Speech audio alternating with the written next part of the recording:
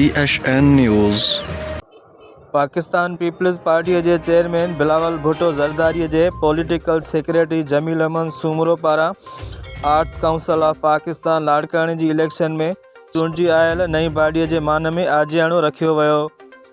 Soomro house ते थियल आजियाणे वारी तकरीब में आर्ट्स काउंसिल ऑफ पाकिस्तान लाड़काने के सदर Mohammad Ismail Jatoi, secretary Mohammad Hanif Sohag, chairman music Ashiq Ali Nizamani, chairman photography Nadeem Akhtar Soomro,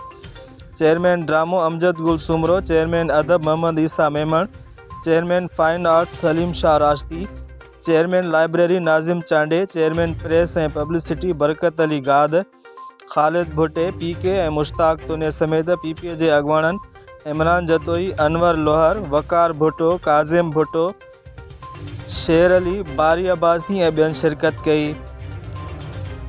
उन मौके ते PP अगवान Jamil Ahmed Soomro arts council of Pakistan लाड़काने की नई बॉडी के मुबारकूं ॾिनियूं ऐं उम्मीद जो इज़हार कंदे चयो त नई body arts council of Pakistan लाड़काने के मिसाली इदारो बणाईंदी।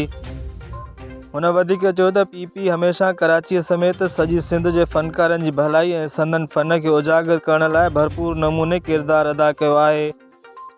जंहिंजो मिसाल इहो आहे त सिंध के मुख़्तलिफ़ ज़िलनि में सिंध सरकार पारां आर्ट्स काउंसिल जहिड़ा बहितरीन इदारा क़ाइमु कया विया आहिनि त जीअं सिंध की सकाफ़त फ़न ऐं अदब के तरक्की मिली सघे।